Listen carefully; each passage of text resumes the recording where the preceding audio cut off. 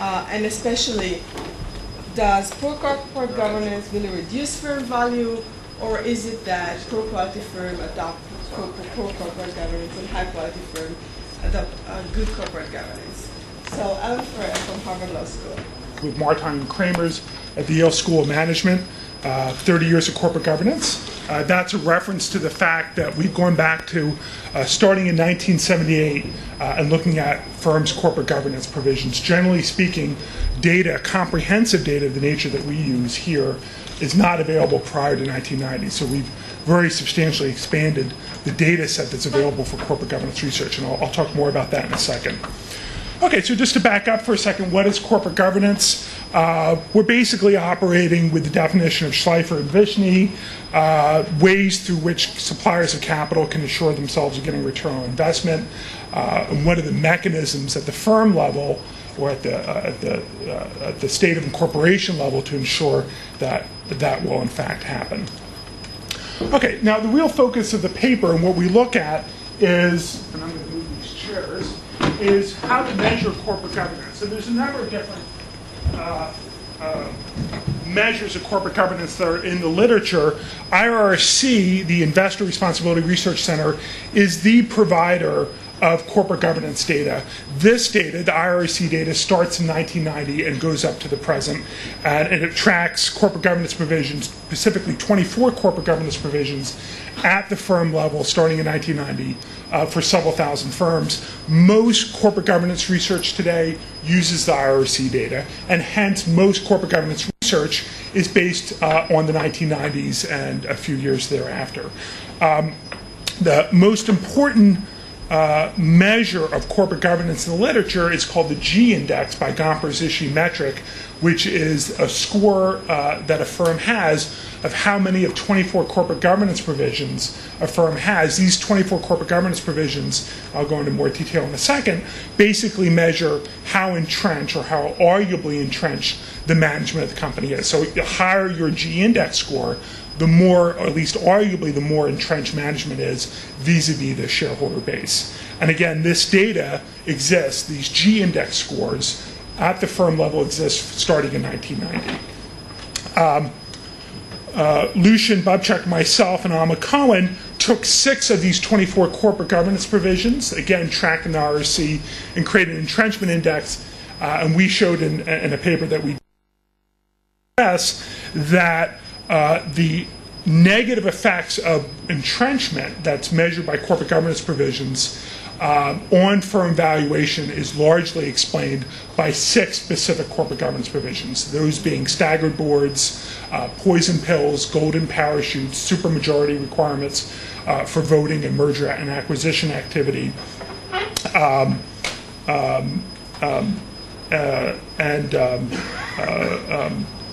what's the other one? And golden parachute provisions as well. Okay, so what do we do in this paper? I'm going to skip through this and focus on what we're contributing here. What we did in this paper is we built on this literature of Gomper's issue metric and the paper that looked at 6 of these 24 corporate governance provisions, and we built a database starting in 1978 for several thousand firms tracking whether or not they had these corporate governance provisions. More specifically, we created 3 panels, the 1978 panel, an 1983 panel, and 1987 panel. These panels consisted of all the firms that were in the Fortune 1000 for 1978 or 1983 or 1987, as well as any S&P 500 firm, which is largely subsumed in the Fortune 1000 category, and tracked all the corporate governance provisions that they had that's included in this database that of these 24 corporate governance provisions for every year going up to 1990. And again, these are largely entrenching provisions such as classified boards and poison pills, compensation arrangements such as option plans and golden parachutes. So the details on all 24 are included in the paper. What I want to emphasize here is that we built a database tracking all these for several thousand firms over the course starting in 1978. And that enables us to start tracking these corporate governance provisions on a comprehensive basis starting in 1978. Now, this chart up here is tracking the G-index scores of firms in our database. That is, and just to remind everybody, the higher your G-index score is as a company, the more of these entrenching provisions you arguably have, such as classified boards or poison pills. So a lower score is an indicator of lower entrenchment, or arguably lower entrenchment. What we found here, and is very clearly illustrated in this chart, is that basically all the action in changes in corporate governance and the changes of firms' G-index scores is in the 1980s. That is, firms in the beginning of 1978, 1979 had relatively low levels of entrenching provisions, and these went up starting in 1983 and basically reached a plateau around 1990, and then there's a lot of stability thereafter. So one moral that we draw from our data, and we're going to exploit this in the regressions that I'm going to present, is that if one is interested in the determinants of corporate governance, why do firms adopt corporate governance provisions, you're going to have data prior to 1990, which has not existed prior to our data set and the paper that I'm presenting. Also, if you want to look at effects on firm valuation, you really need a much longer time series, because all the variation at the firm level is in the 1980s and not after 1990. So both in terms of identifying effects of corporate governance on firm value, as well as determinants of corporate governance, it's very important, we think, to have a much longer time series, which we have. Okay, now this next figure is from SDC Platinum. We took all the SDC Platinum data for the firms that we're tracking in our data set, and this is just tracking the level of different M&A activity over the 30 years, starting in 1979, when the data exists. So those X marks, which are at the top of the chart, is friendly M&A activity. We also measure M&A activity by the number of deals as well as the deal value. The X's being friendly activity.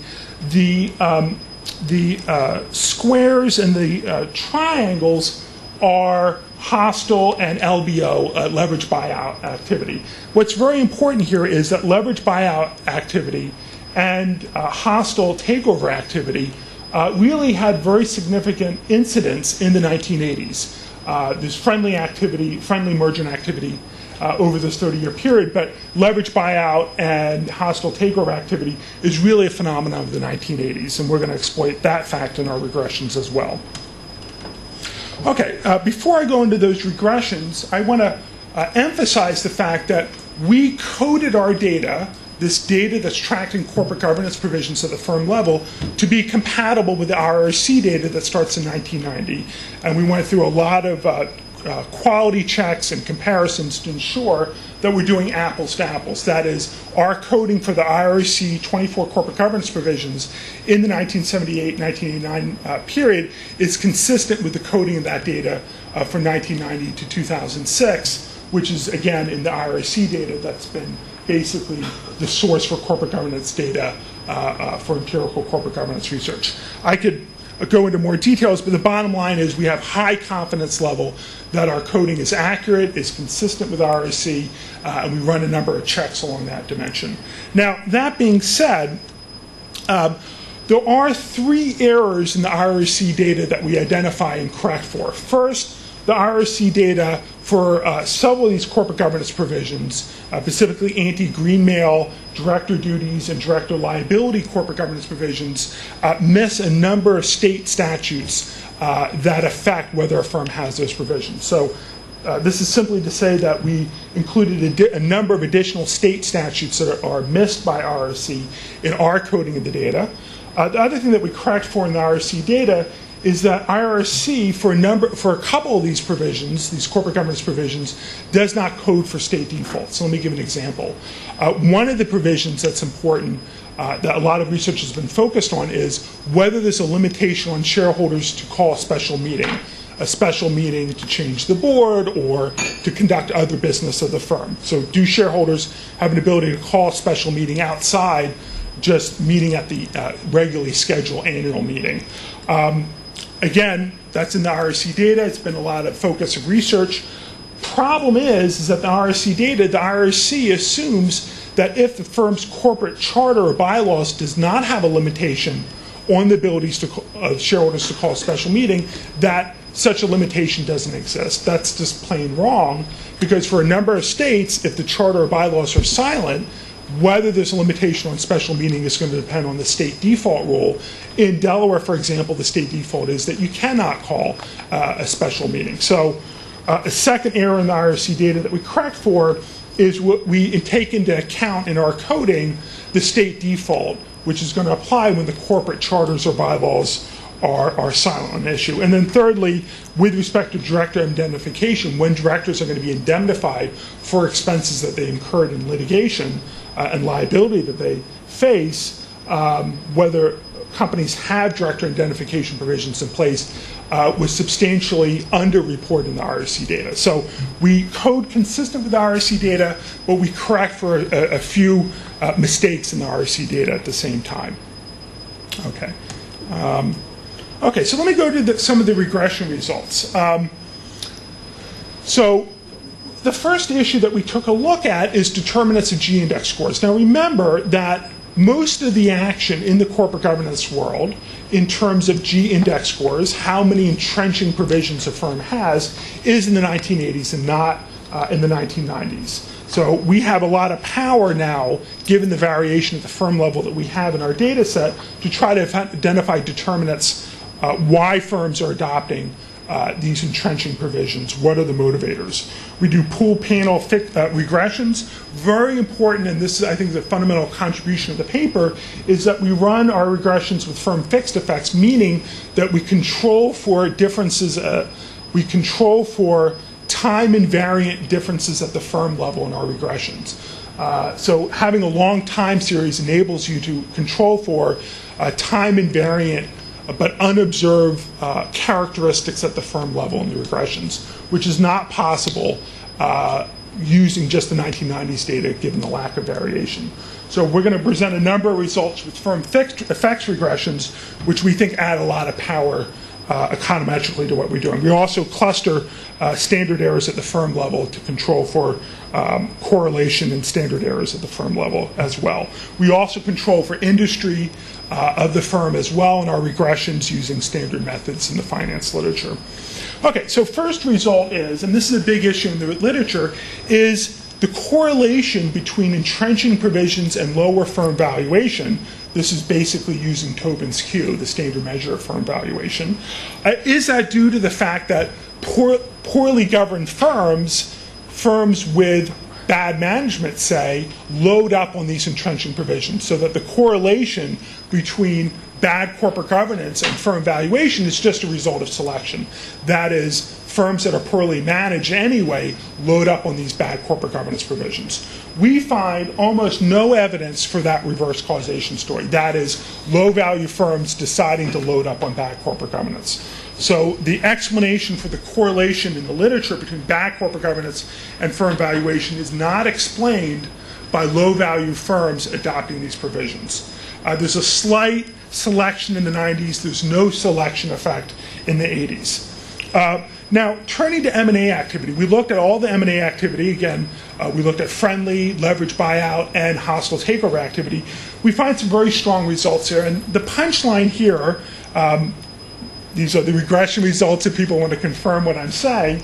But the punchline here is that M&A activity is a major driver of firms' decisions to adopt entrenching provisions. Now, for those of you that are not familiar with the literature, entrenching provisions often enable a firm to block unwanted third-party acquisitions. So it's a way often of firms, if they want to, if firm management wants to block hostile takeovers or to block an unwanted third-party acquisition for the firm. So the entrenching provisions arguably are going to have a major impact on whether the firm is going to be subject to an unwanted takeover. Again, with entrenching provisions, the firm is going to be able to ward that off, even if such a takeover would be in the interest of the shareholders of the firm. What we find is, and consistent with the explanation I just gave, is that M&A activity is a major driver. That is, if a firm is in an industry that's subject to a leveraged buyout or a friendly merger takeover wave, then the following year, the firms in that industry are going to load up on these entrenching provisions. So once firms see, hey, we may be subject to the possibility of unwanted third-party acquisition, they load up on these entrenching provisions. So in terms of the determinants, we have other results, but this is the major result. The M&A activity and specifically leveraged buyout activity at the industry level as well as at the aggregate market level are major drivers of the determinants, not low Tobin's Qs. Again, the selection story. Again, very important econometrically, we control for firm and year fixed effects. Controlling for year fixed effects, the years in which, oh boy, okay, I have 5 minutes. The years in which firms adopt it is very important to the results and it's robust to that. I'm going to speak much quicker now. We have thousands of regressions. Actually, I'm going to skip our logits on takeover activity. I'm going to go to the firm valuation results. Controlling for firm fixed effects, controlling for industry, controlling for year fixed effects, controlling for basically anything that you can think of. We find a very robust association between having more of these entrenching provisions, the G index as well as the E index, and a lower firm valuation. So this is a very robust result over this 30-year time period. Again, from 1978 up to 2006 inclusive. And we run sub-periods, but that's the punchline here. That's the first row here with the G index score. Okay, I'm going to move on because I'm running out of time. Okay, a nice result, and again, people can go through the regressions to confirm what I'm saying, but a very striking result in our regression analysis is that we find that firms with a high G index score, so a lot of these entrenching provisions, have there's a larger negative effect of having a higher G index score if that firm happens to be in an industry subject to higher M&A activity relative to a firm with the same G index score that happens to be in an industry with low M&A activity. So the mechanism through which lower firm valuation is being effective is through these entrenching provisions reducing firm valuation when that firm happens to be subject to increased M&A activity. So basically what we're doing here is we're using the exogeneity of industry wave mergers to try to identify the effect of corporate governance on lower firm valuation. And again, the mechanism by which lower firm valuation is being realized is through firms that happen to be in industries that are subject to higher M&A activity in that particular year, and then when that M&A activity switches to a different industry, that effect diminishes. So we think we have a very powerful way of identifying the mechanism by which lower firm valuation occurs, as well as trying to get at the causation versus correlation issue. Again, we looked at firm fixed effects, industry, and year fixed effects, controlling for all that. Okay. Another thing that we did a lot of things, is we asked the question, what is the effect of staggered boards and poison pills on firm valuation after the poison pill was judicially validated in 1985 by the Delaware Supreme Court? So again, the hypothesis here is after judicial validation of the poison pill in 1985, that poison pills and staggered boards, which are going to be much more powerful in conjunction with the poison pill, is going to have a more negative effect after 1985 versus prior to 1985, again, given the fact that 1985 was the first time that the Delaware said this is going to be okay. We find very strong evidence for that hypothesis. That is, poison pills and staggered boards have a much larger negative effect on firm valuation after 1985 versus relative to 1985, coincident with this judicial decision approving the poison pill. Okay. We run many, many regressions on the effect of corporate governance provisions on stock returns. Does having good corporate governance improve stock returns? Now, there's a huge debate in the finance literature on this issue. There was a recent paper that came out in Review of Financial Studies arguing that the connection between having higher stock returns and better corporate governance is purely a function of the fact that industry is not properly controlled for. So we take into account the methodology. We use the methodology proposed in this paper, and what we find very robustly is that, in fact, even controlling for the industry in the way that this paper suggests, that having better corporate governance is associated with higher stock returns, controlling for standard sources of systematic risk. So we control for sources of systematic risk that should also affect stock returns identified in the finance literature, called the three-factor model.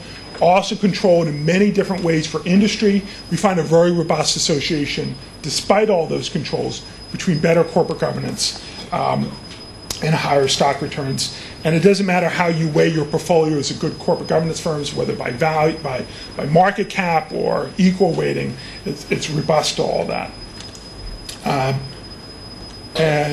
So what I want to conclude with is we have a very substantial, comprehensive data now. Actually took several years of work on a full-time basis by our research assistants to put this data together, starting in 1978. And we feel this is a very important contribution, given that A, having a longer time series by itself is important, but also B, because all the variation at the firm levels in the 80s, and C, because a lot of the M&A characteristics in the 80s are different than what occurred thereafter. We find very significant, statistically and economically significant associations between corporate governance as measured by G in the E index and firm valuation, as well as stock returns, controlling for a number of factors that have been identified in the literature. We use M&A activity, as I explained earlier, basically as an instrument to try to do the identification, as well as looking at a structural break in 1985 and see whether that had an effect. So these are all ways in which to try to identify whether in fact there is a relationship between corporate governance and firm valuation, as well as try to identify the mechanism by which that occurs. My final note here is that this is really, to put it into a larger context, this paper is really the first in a series of papers that we're doing. We're going to do a couple of papers with Paul Gompers at Harvard Business School and Andrew Metrick as well, where what we're going to do is, along the lines that we did here, is to put together ownership data on a comprehensive basis starting in 1978, going up to the present, and looking at ownership effects on firm valuation, interaction effects with corporate governance. You might ask yourself, why is this necessary? I will just assert that the existing ownership data that's commonly used, first of all, doesn't go back this far, and secondly, has some very serious problems in terms of the coding, and is seriously flawed. So we're going to create clean data on the ownership front, clean data also on the executive compensation front, and put this all together and make it publicly available, of course, after we've written our papers. With that, I'll look forward to comments. Yeah, just a quick suggestion. There is a theoretical paper by Shalom Hannes in JLS, maybe 2000 and something, saying, predicting that the potency of takeover defenses of a certain company and the effect on Tobin's Q will depend on what other companies in the same industry, the same potential break for a hostile takeover will have. And there is a very recent paper that I saw, I guess from 09 or 08, and I can get you the site for that, by Claus John from NYU Stern and another co-author, that actually empirically test this, and they find evidence that this is really happening. So to have such a beautiful data set, you could actually try to exploit that and to see not only the correlation, the impact of takeover activity on the effectiveness of, or the effect of takeover defenses, but also how this plays out when other companies in your industry do not have takeover defenses and your company does. Yeah, so I'll take a look at that. That would be very easy to run the regressions for. One thing I didn't mention, just related point, is that we did look at predicting takeover activity. We didn't look at that specific issue, but we did find having a higher G, having more entrenching provisions, substantially reduce the likelihood that you'd be subject to an LBO. So I think that point would fit nicely into our logics. Alan, two questions. One, I guess I'm just interested in your interpretation of your results. It seems one of your key results is that sort of vulnerability to hostile takeover by what else is happening in the industry or generally is a catalyst for the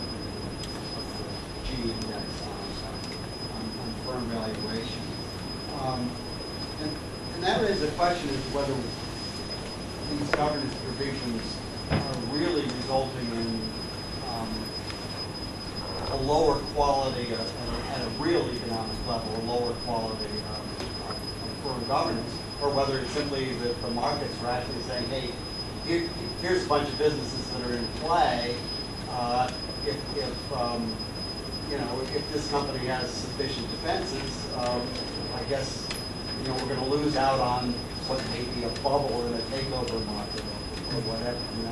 I'm just curious as to whether you have more you can say about what might be alternative explanations there.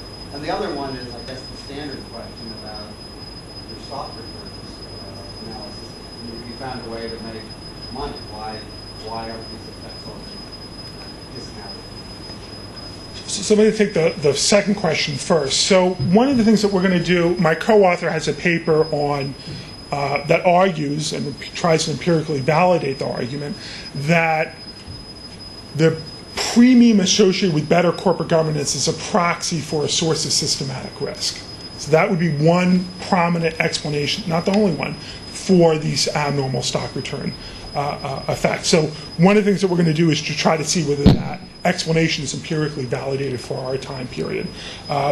We at this stage in the paper don't have an explanation, but just say it does exist, and we might take that second step to try to see whether it's proxying for a source of systematic risk. With respect to the first question, I would just note that the G index standing alone, when you run regressions for the interaction effect for the M&A, still has a negative effect. So it's not like it's completely subsumed by the M&A interaction I referred to, but it largely is. So just to qualify the statement there. And I do think that a significant explanation is you lose the takeover premium, which during this period is something like 35%. So I do think it's very much related to losing out on the takeover premium that, on average, target shareholders would enjoy. Yes, sir. I wanted to find a bit more about the plus side, the upside, the correlation between the good governance and equity. Were you able to find any, like you did with on the negative side, anything peculiar to particular periods of time during the database or during the data? And did you find any kind of correlation or causality between some kind of external event and the correlation between good governance and high equity data?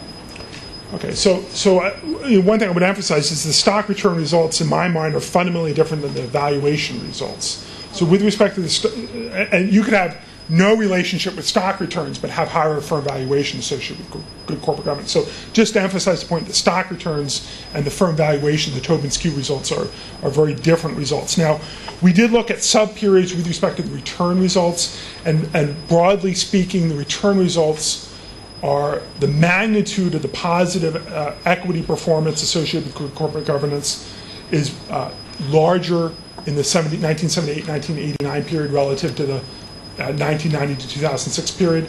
And you can look at the exact figures in the table in the paper. So that would be the one time difference that we specifically looked at. Can you associate that with something? Well, this, I think, goes back to Merritt's question, is what's driving not the firm valuation results, but the stock return results. So what we were interested in doing here is just to say that this relationship is robust to all the ways that have been identified in the literature. Why does this relationship exist is a different question. And as I said to Merritt, one of the things that we're going to do in the next version of the paper is to see whether abnormal positive stock returns associated with corporate governance is a proxy for a source of systematic risk, and therefore would be consistent with an efficient market perspective. So are they possibly related to the both institutional? I mean, we have institutional data, but we didn't control for it. It's true we didn't control for it in the stock returns. I mean, institutional ownership, as far as I know, has not been associated with increased stock returns as opposed to firm valuation. Let me ask you a question. So if corporate governance affects firm value, why do you think we don't see also equal firms adopting corporate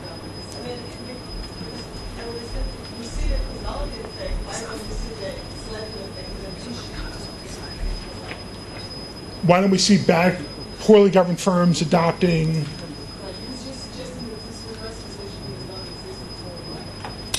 Well, again, I want to weaken that statement a little bit. We don't find any evidence for reverse causation in the 78 to 1989 period, which is incredibly important because that's when all this stuff was adopted.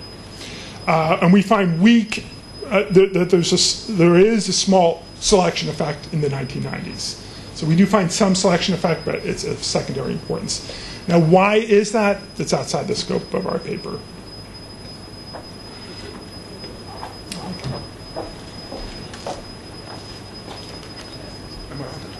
Yes. Okay, thanks. Ehud Kamar from USC and Tel Aviv University will talk about bundling by management.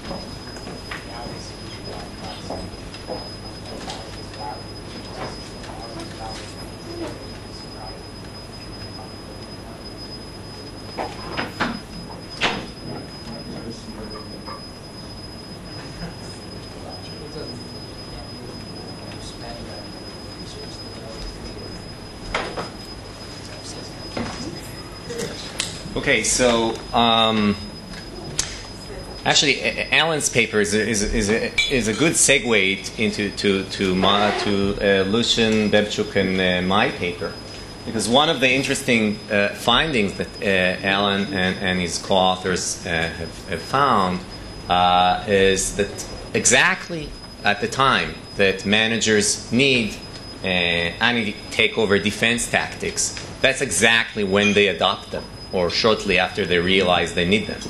Now, the most powerful anti-takeover defense tactics are the ones that are already in the charter, in the corporation certificate of incorporation, the articles of incorporation. But in order to put them there, you need shareholder agreement. And so the question that kind of comes out of Alan's paper, how can they get away with it? How can managers put in the corporate charter exactly when shareholders' focus is exactly on the takeover activity? How can this be that exactly at that time when it's most damaging to shareholders, managers introduce anti-takeover defense tactics that are so powerful? And our paper is trying to tackle exactly this question. Really what is at stake is more general. There are it's the conventional wisdom in corporate legal scholarship that whatever it's kind of twofold. First, whatever is in the charter has to be efficient, has to be optimal. It is never second-guessed, certainly not by the courts, because shareholders either bought into the companies knowing exactly what's in the charter, or the charter was amended midstream after the initial investment with shareholder approval. So that's the first point. More generally, there is a general belief that whatever shareholders approve anyway has to be good for them. It's not only charter amendments, it's mergers, it's acquisitions, it's all sorts of things that shareholders need to approve. And nowadays you see increasingly calls for allowing shareholders to actually say what they want and not just act through delegates, through the board of directors. Now, the problem, of course, or at least theoretically, there is a risk that managers will be able, and the board, to the extent that the board is beholden to management, will take advantage of their agenda-setting power, the ability to put issues, to put proposals on the table for shareholders to approve. Managers will take advantage of this and bundle popular proposals, things that they think can fly very easily with shareholders, alongside unpopular, disfavored proposals that shareholders do not want. And as long as the package deal is value increasing to shareholders, shareholders will sign off, even though they would much rather take only the good part of the package and leave aside the bad part of it. Except that shareholders do not have the choice. They have to take the whole package. It's a take it or leave it package. Okay.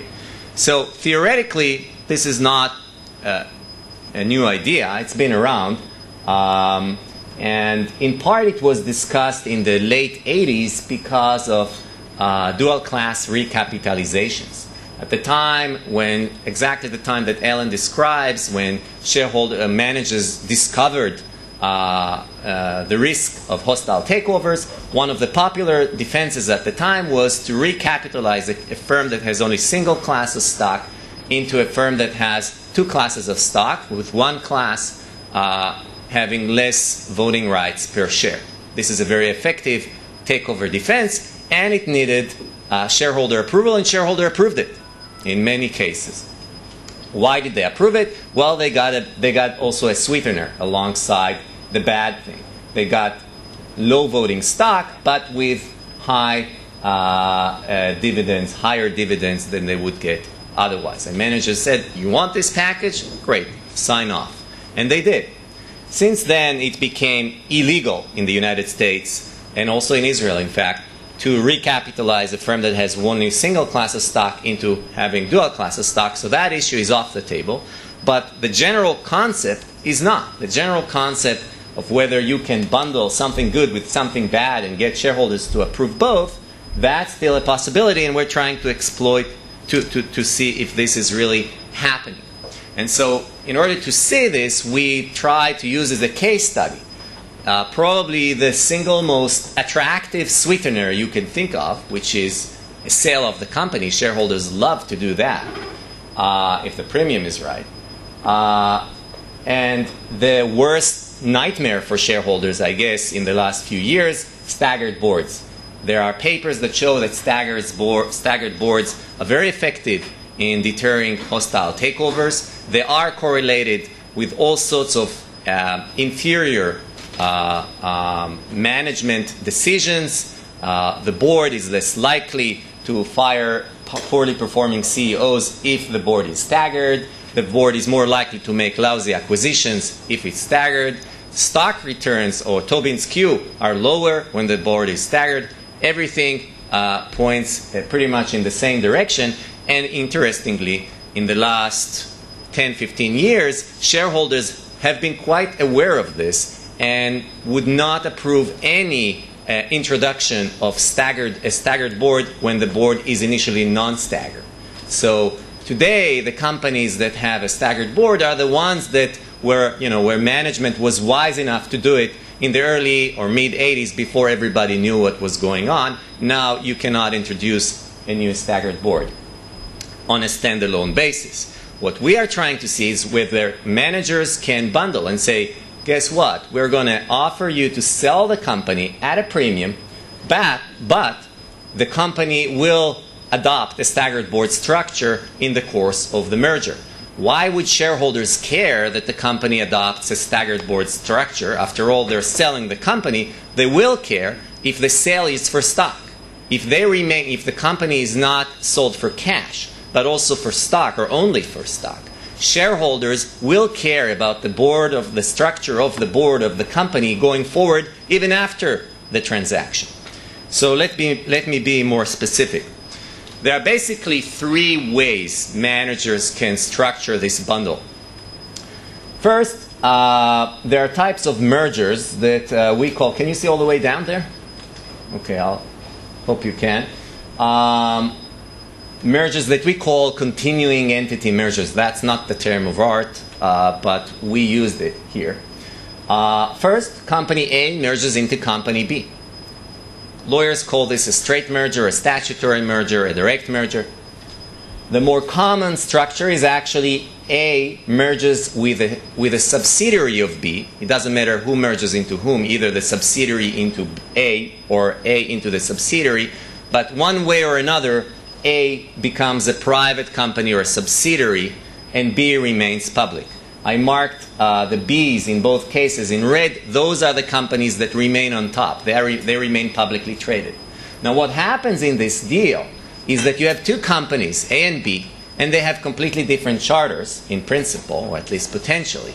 And what we want to know is which company's charter survives as the public charter. B's charter or A's charter? Our hypothesis would be that all else equal, there will be a preference to choose B as their survivor, as a public company, if B has a staggered board and A doesn't. Now, okay, so that just spells out what I just said. Now, there is a little twist here, a second alternative, let's suppose that A and B have non-staggered boards. You could have A merge into B or into a subsidiary of B, and then B, in the course of the merger, will also amend its charter to stagger it. And it will be part of the deal because this proxy statement will say this approval of the charter amendment is a condition to the deal. The merger will not close unless you approve this. It can happen, and as you will see, it does happen. Now, the third way, so I already identified two ways for creating a bundle. Either B has a staggered board and remains on top, or B doesn't have a staggered board, but it adopts one in the course of the merger, and this is a condition. The third way, both A and B merge into a new company. Let's call it H. It's a holding company. And the nice thing there is that H didn't exist 2 weeks before the merger, maybe 3 weeks. Its charter is drafted by the second-year associate at the law firm that does the merger. It has no assets, no liabilities, no shareholders. It's private. You can do anything you want there. You can put a staggered board there, even if, excuse me, neither company, neither A nor B has a staggered board. So you have complete flexibility. And our hypothesis would be that, again, these are the results. But their hypothesis would be that there, too, you will see an increase in the incidence of staggered boards. And in fact, because of this flexibility, we would expect to see this happening more in the holding company mergers than in the earlier transactions, because here you can really choose a staggered board even if neither company has one. So this is something I learned from business professors. They always put the results first, so if you run out of time, you're done. So here are the results. We test this, and I'll show you how, and we find both statistically and economically significant effect exactly as we predict. So the sample is almost 400 deals. We picked public company deals. Obviously, we wanted to have information. We wanted both companies to be, in principle, subject to a potential takeover between 95 and 07.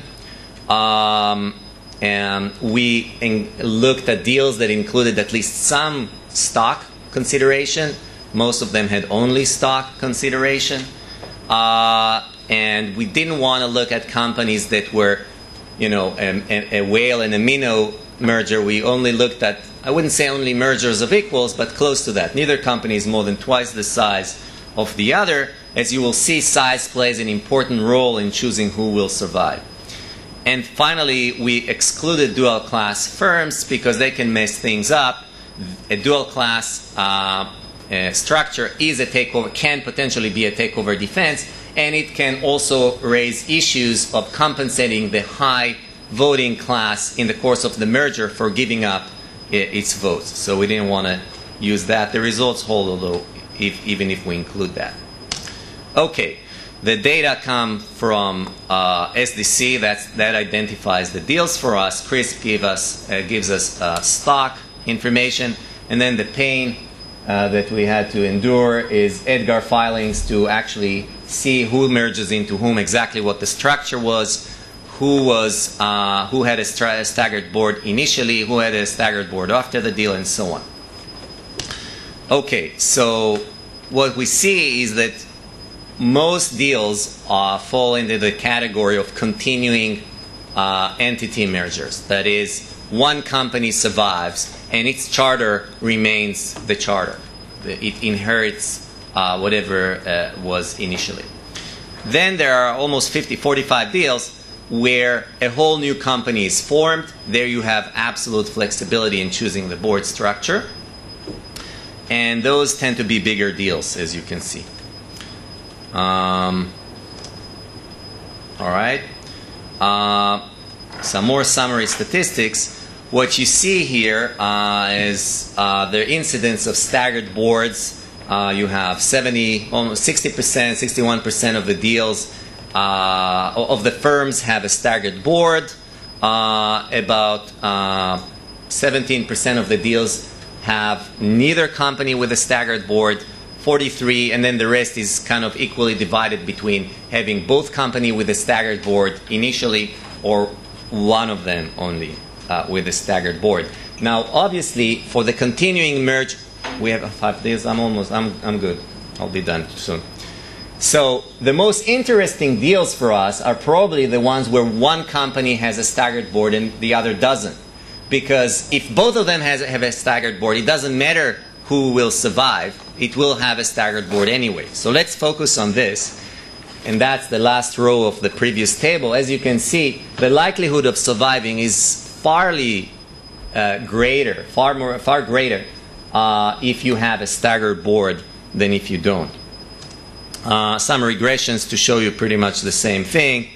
The delta stagger is the difference in the board structure between A and B, and it's highly significant. We control for the size. We see that size is also a pretty strong explanatory variable.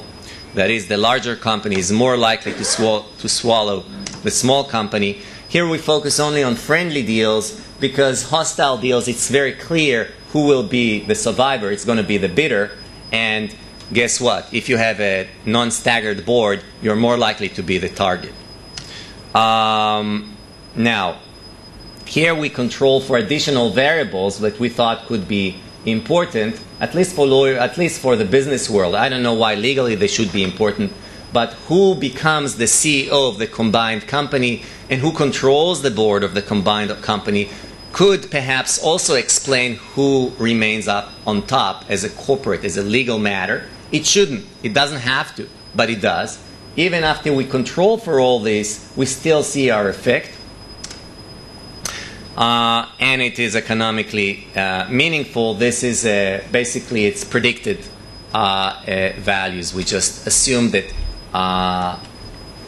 all deals, one company has a staggered board and the other doesn't, and we just created kind of a simulation. So we use the coefficients from the regression to create this. Now,